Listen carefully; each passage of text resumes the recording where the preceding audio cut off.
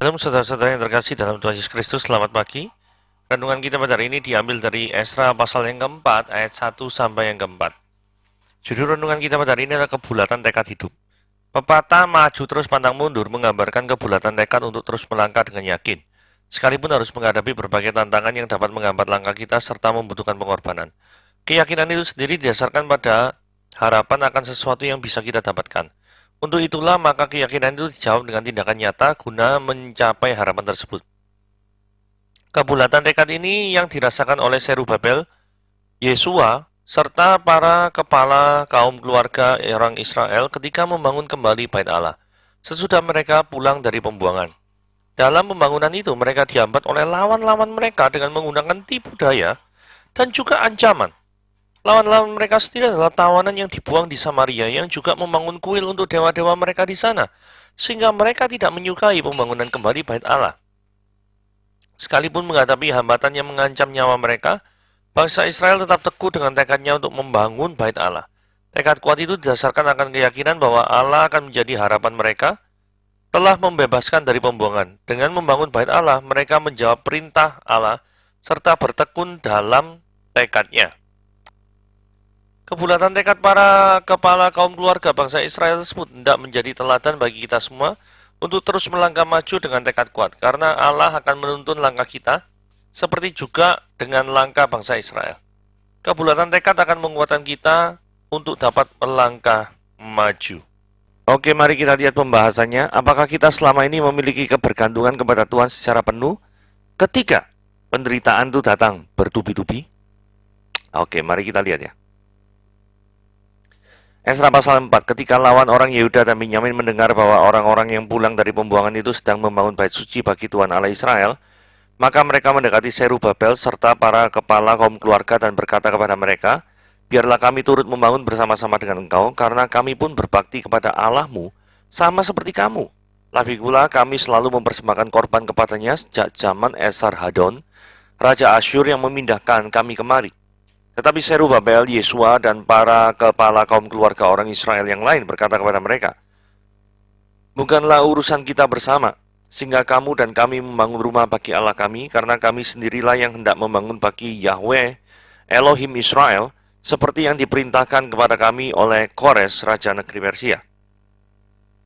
Maka penduduk negeri itu melemahkan semangat orang-orang Yehuda dan membuat mereka itu takut membangun. Bahkan selama zaman Kores Raja Negeri Persia sampai zaman pemerintahan Darius Raja Negeri Persia, mereka menyogok para penasihat untuk melawan orang-orang Yehuda itu dan menggagalkan rancangan mereka. Pada zaman pemerintahan Ahasveros, pada permulaan pemerintahannya mereka menulis surat tuduhan terhadap orang-orang yang telah menetap di Yehuda dan Yerusalem. Dan pada zaman Artasasta ditulis surat oleh Bislam, Mitredat, dan Tabel serta rekan-rekannya yang lain kepada Artasasta, Raja Negeri Persia. Naskah surat itu ditulis dalam bahasa Aram dengan terjemahannya. Dalam bahasa Aram, Rehum Bupati dan Simsai Panitera telah menulis surat terhadap Yerusalem dan kepada Raja Artasasta yang isinya sebagai berikut.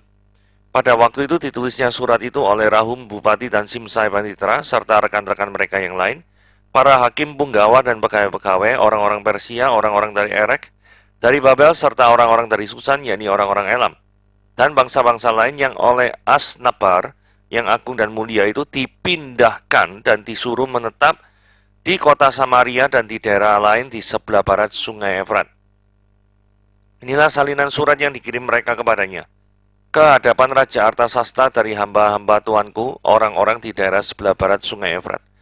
Maka kiranya Raja maklum bahwa orang-orang Yahudi yang berangkat dari Tuanku ke tempat kami telah tiba di Yerusalem. Mereka sedang membangun kembali kota yang durhaka dan jahat itu. Mereka menyelesaikan pembangunan tembok-tembok dan memperbaiki dasarnya. Kiranya Raja maklum bahwa jikalau kota itu sudah dibangun dan tembok-temboknya sudah selesai, orang tidak lagi membayar pajak, upeti, atau bea. Sehingga kota itu akhirnya mendatangkan kerugian kepada raja-raja. Sekarang oleh karena kami mempunyai hubungan dengan raja dan tidak patut bagi kami melihat raja kena cela, maka oleh sebab itu kami menyuruh orang memberitahukan hal itu kepada raja, supaya diadakan penyelidikan terhadap dalam kitab riwayat nenek moyang Tuanku. Di dalam kitab riwayat itu, Tuanku akan mendapati dan mengetahui bahwa kota itu adalah kota durhaka, yang selalu mendatangkan kerugian kepada raja-raja, dan daerah-daerah, dan bahwa orang selalu mengadakan pemberontakan di dalamnya sejak zaman dahulu. Itulah sebabnya, maka kota itu dibinasakan.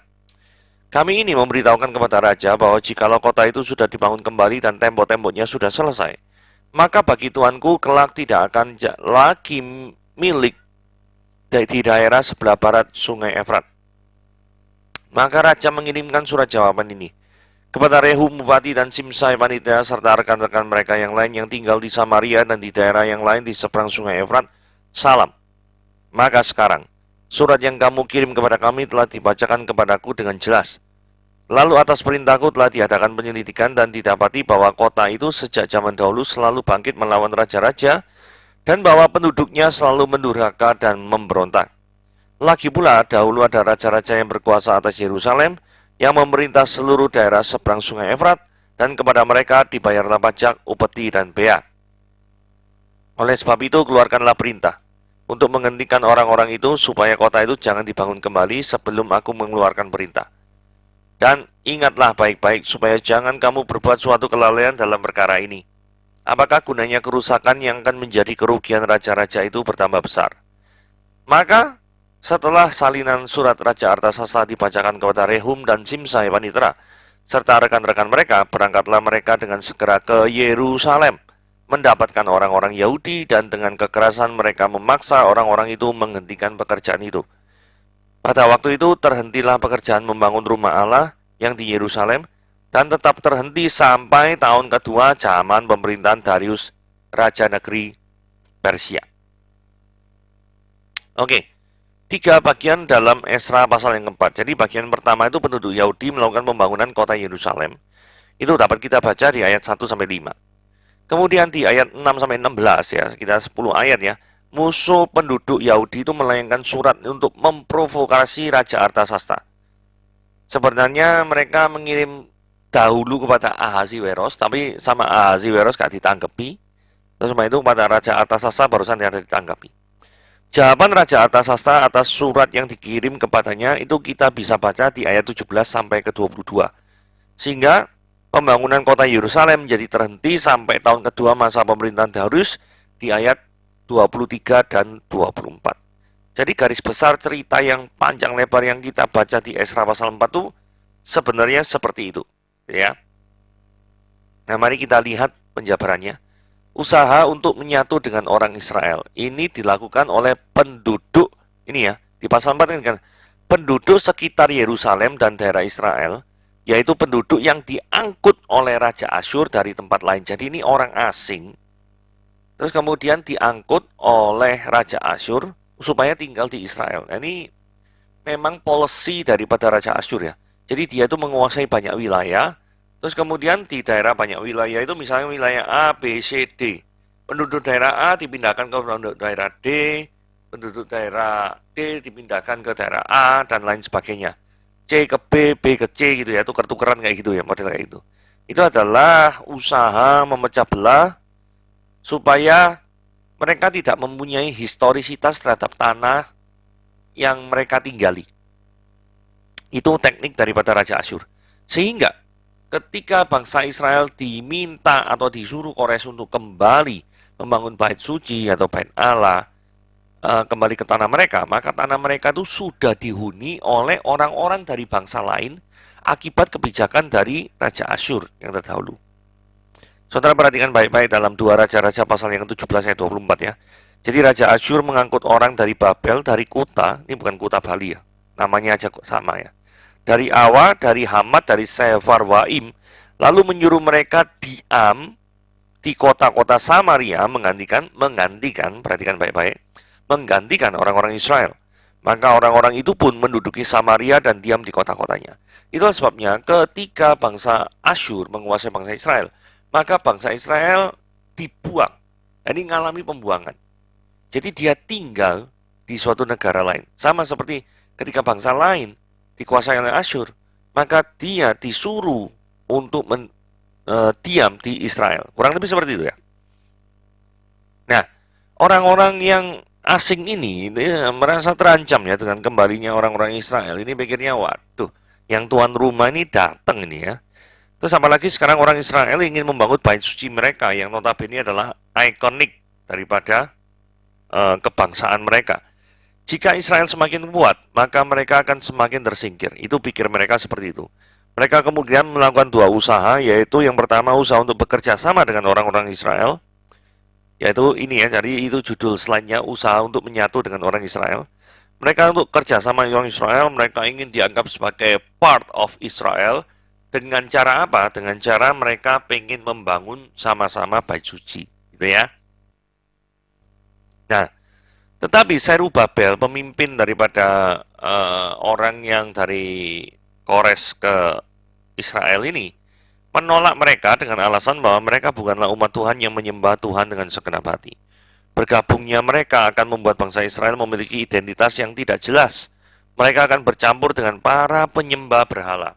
Bukankah penyembah berhala akan menjadi alasan Tuhan? Yang menjadi alasan Tuhan membuang bangsa Israel dan Yehuda. Betul ya? Bangsa Israel Yehuda itu dibuang bukan karena apa-apa, karena mereka menyembah berhala. Dan Zerubabel tidak ingin kejadian itu terulang lagi. Ya toh? Nah, itulah kenapa keberadaan bangsa asing itu ditolak oleh Zerubabel. Hal yang kedua, menghalalkan segala cara untuk menjatuhkan musuh. Zerubabel ingin memurnikan Israel yang baru kembali dari pembuangan ini. Penolakan Zerubabel itu semakin membuat penduduk di daerah Israel itu merasa terancam. Zerubabel mengingatkan bahwa perintah mendirikan bait ini diberikan oleh Kores, Raja Agung Persia kepada orang Israel, bukan kepada yang lain. Penduduk negeri itu mulai menyebarkan berita-berita yang membuat bangsa Israel itu dibenci oleh orang-orang sekeliling mereka. Ini orang-orang sekeliling mereka ini adalah orang-orang di luar bangsa Israel.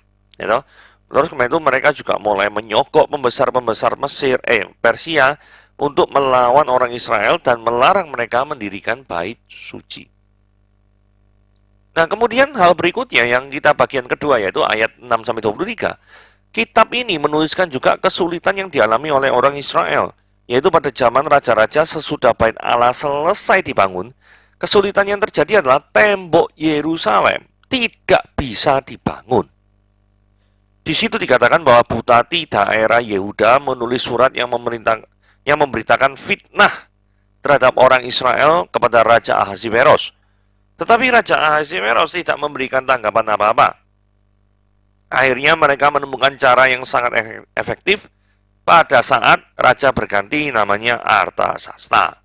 Dan mereka mengingatkan Raja Artasasta bahwa Yerusalem itu dahulu tempatnya itu sejarah banget ya. Tapi sejarahnya itu sangat berbahaya.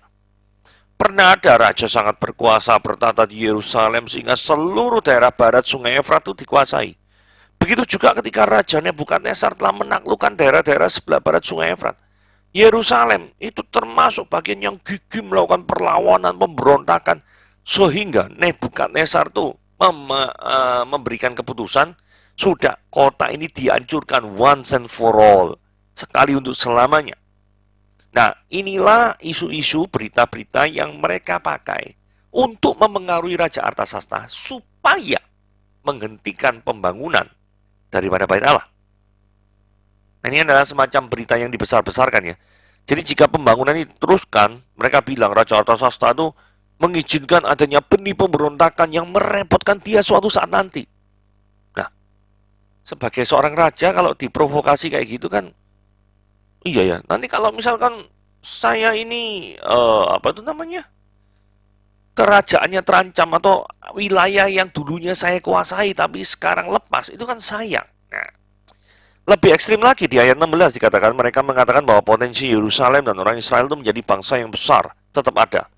Jika dibiarkan, maka mereka akan merebut kembali daerah-daerah sebelah barat Sungai Efrat, sehingga Persia akan kehilangan daerah yang cukup penting untuk mempertahankan kekuasaannya yang terbentang dari India sampai ke Ethiopia. Nah, mari kita lihat ya. Sebenarnya memang bangsa Israel memiliki kualifikasi untuk melakukan pemberontakan-kah? Jadi kita lihat ya, meskipun berita tentang kehebatan Israel pada zaman Daud dan Salomo benar, mereka kan pasti menjunjung tinggi itu ya, karena masa kejayaan Israel itu pada waktu zamannya Daud dan Salomo.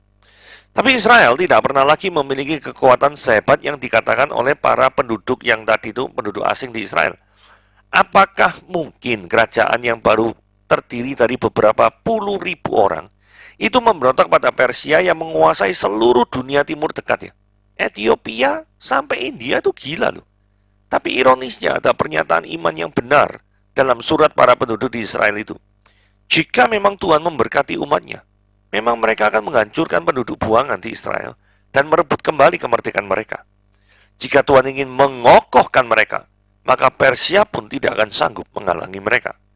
Kerajaan Asyur yang besar pun tidak sanggup meruntuhkan tembok Yerusalem jika Tuhan masih menyertai mereka. Jadi walaupun berita para penduduk di Israel itu membesar-besarkan kemampuan Israel, tapi pernyataan mereka mengandung sisi kebenaran, yaitu jika Tuhan mau mengokohkan mereka kembali, maka mereka menjadi bangsa yang tidak terkalahkan. Gitu ya.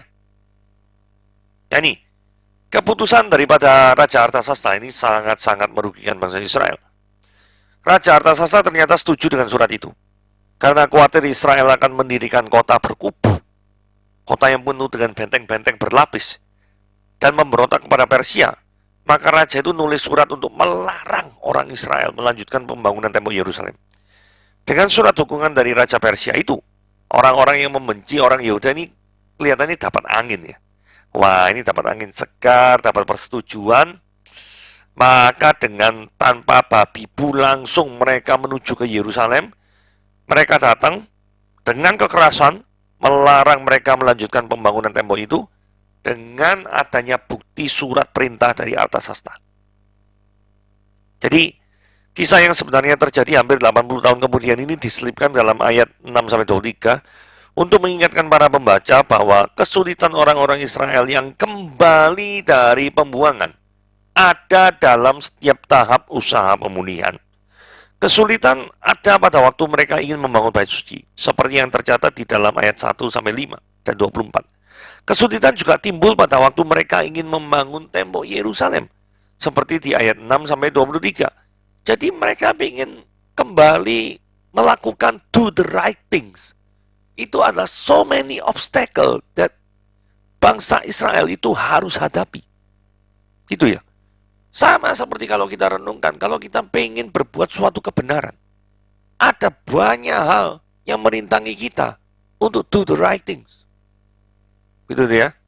Nah, penindasan yang mendatangkan kemurnian, baik dahulu maupun sekarang, umat Tuhan di dalam keadaan sebagai minoritas mengalami penindasan dan kesewenang-wenangan dari pihak yang kuat. Tetapi umat Tuhan bukan satu-satunya korban dari keadaan ini. Dunia yang telah jatuh dalam dosa memang senang menindas yang lebih lemah dan lebih sedikit. Kaum minoritas di mana-mana itu mendapatkan tantangan yang sama. Tetapi umat Tuhan jika diizinkan Tuhan mengalami tekanan, penindasan, aniaya, akan terus dipelihara oleh Tuhan. Dikuatkan, dimurnikan imannya melalui hal-hal tersebut. Tetapi inilah cara Tuhan bekerja. Di saat umatnya mengalami kekuatan dan kelimpahan, maka iman mereka menjadi tidak lagi murni. Ketika kondisi nyaman, maka resiko jatuh dalam dosa semakin tinggi. Benar ya? Saudara lihat ya, ketika Daud jatuh saat dia sudah menjadi raja atas seluruh Israel dan dikaruniakan keamanan dari musuh-musuhnya oleh Tuhan. Salomo jatuh di saat kerajaannya dalam keadaan sangat kaya dan berkuasa.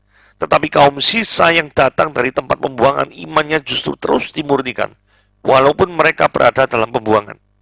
Penderitaan, tekanan, dan aniaya membuat mereka semakin bergantung pada Tuhan, dan itulah yang memperkuat iman mereka. Pertanyaannya gini ya, posisi sekarang bergantung penuh kepada siapakah kita saat ini. Demikian juga di dalam kehidupan gereja saat ini. Kita tidak akan sanggup mempertahankan iman yang sejati jika bukan karena kebergantungan kepada Tuhan. Kapankah kita dapat bergantung kepada Tuhan? Bukan saat kita kuat atau limpah, tetapi justru saat kita lemah atau kekurangan. Doa Bapa kami mengajarkan kepada kita untuk memohon supaya Tuhan memberikan kita makanan yang cukup, sehingga kita tidak kelaparan. Bagaimana doa ini relevan jika persediaan makanan kita begitu banyak? Tetapi doa ini seharusnya relevan dalam keadaan apapun. Persediaan makanan yang begitu banyak bisa jadi rusak dalam sekejap, benar bukan? Jadi kekayaan yang menunjang hidup kita juga bisa lenyap dalam hitungan hari. Jika bukan bergantung penuh kepada Tuhan, maka sebenarnya kita sedang memegang tali rapuh yang sudah akan putus. Saudara, mari kita lihat kekuatan Israel dan kekuatan Persia. Inilah yang muncul ketika kesulitan, penderitaan, dan kekurangan menimpa kehidupan kita. Kita akan dilatih oleh Tuhan hanya mengandalkan Dia dan menantikan pertolongan dari Dia. Ini yang dialami orang-orang Israel. Kekuatan Israel itu adalah berasal dari Dia. Originally came from God. Aslinya itu datang dari Tuhan. Mereka diancam oleh pengancam-pengancam yang memiliki otoritas dari petinggi-petinggi Persia. Siapakah mereka dibandingkan Raja Persia? Yang gairah kekuasaannya adalah dari Ethiopia ke India. Itu kekuasaan dari ya sedikit benua Afrika. Kemudian mungkin hampir separuh dari benua Asia. Saudara, ini luar biasa sekali. Israel pada masa jayanya pun cuma 1/30 dari kebesaran Persia sekarang. Saudara, kalau kita lihat kekuatan dunia ini memang dahsyat, hebat. Bisa secara kasat mata sangat pengaruh kita tuh bisa kalah. Tetapi kekuatan yang daripada Tuhan, pencipta kita, itu tidak mungkin dikalahkan oleh kekuatan daripada orang-orang yang berdosa. Nah, sehingga aplikasinya adalah memiliki sikap yang bergantung penuh pada Tuhan adalah hal yang sangat penting. Saudara, mari kita lihat kekuatan Israel ya. Apalagi dengan kekuatan mereka sekarang yang hanya kurang dari 50.000 saja, yang orang Israel. Dengan apa mereka dapat bertahan? Hanya dengan anugerah Tuhan. Inilah hal yang Tuhan ingin ajarkan. Israel tidak bisa mengandalkan kekuatannya sendiri. Dan Israel juga tidak mendapatkan dukungan dari bangsa manapun. Maka dia itu harus mengandalkan Tuhan. Kiranya Tuhan juga melatih kita sekalian. Ketika dalam periode yang sulit, sengsara, terus bergantung penuh pada Tuhan. Dan hanya mengharapkan pertolongannya saja. Saudara, renungan kita pada hari ini mengajak kita semua untuk bergantung penuh pada Tuhan, selalu mengandalkan Dia, walaupun kita banyak menghadapi tantangan seperti bangsa Israel yang menghadapi tantangan begitu banyak ketika membangun tembok Yerusalem dan Bait Allah. Tuhan Yesus memberkati.